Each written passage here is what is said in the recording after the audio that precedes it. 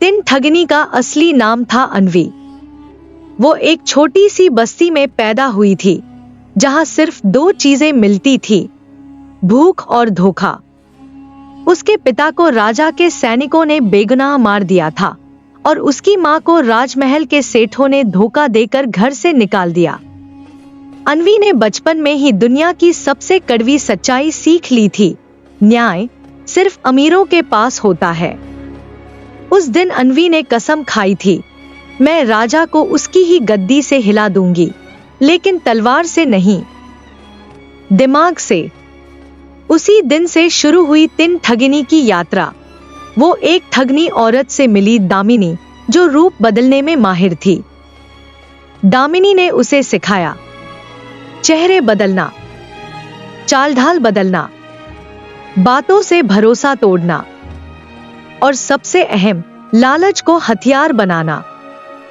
अन्वी ने अलग अलग नामों से 100 से ज्यादा शहरों में ठगी की। हर जगह वो अमीरों को निशाना बनाती और गरीबों में बांट देती। धीरे धीरे उसका नाम बन गया तिन ठगिनी, क्योंकि वो हर ठगी में 3 रूप बदलती थी। देवगढ़, जहां सोने की दीवारें थी और खजाने में ऐसे रहस्यमय रत्न थे जो समय रोक सकते थे। इस बार उसका मिशन था, 1 खजाने से काल रत्न चुराना, 2 राजा की असलियत जनता के सामने लाना, 3 और फिर गायब हो जाना हमेशा के लिए। लेकिन इस बार उसे टक्कर मिलने वाली थी। देवगढ़ में था एक चतुर राजकुमार युवराज अमेय, जो ठगों के बारे में किताबें पढ़ता था और उनके मनोविज्ञान को समझता था। देवगढ़ का युवराज अमेय कोई साधारण राजकुमार नहीं था। उसने सैकड़ों जासूसों से तिन ठगिनी के किस्से सुने थे। एक औरत जो कभी दासी, कभी साधु और कभी रानी बनकर खजाना उड़ाती है। अमेय ने ऐलान किया, अगर वो हमारे महल में घुसी तो मैं उसे पहचान लूंगा, चाहे वो 100 चेहरों में छिपी हो। उसने पूरे महल में गुप्त सुरंगों की निगरानी लगवाई, सैनिकों को इंसानों की चाल से पहचानने का प्रशिक्षण दिया और सबसे दिलचस्प, उसने खजाने में फर्जी खजाना रखवा दिया। असली खजाना एक रहस्यमय कोड से जुड़ा था जो सिर्फ एक दिल की धड़कन से खुलता था।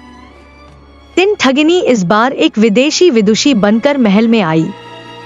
उसकी चाल में नफासत थी, उसकी आवाज में संगीत, और उसका उद्देश्य बिल्कुल साफ। उसने महल की रानियों को अपने जादुई नुस्खों से प्रभावित किया और युवराज अमेय को एक बुद्धिमान वार्ताकार बनकर चौंका दिया।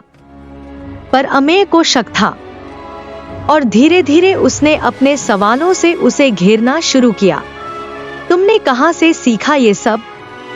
तुम्हारी उंगलियों में खरोंच क्यों है? तुम्हारे गहने पर मिट्टी के निशान क्यों हैं? और तब तिन ठगिनी मुस्कुराई, क्या तुम मुझे पकड़ने आए हो या समझने?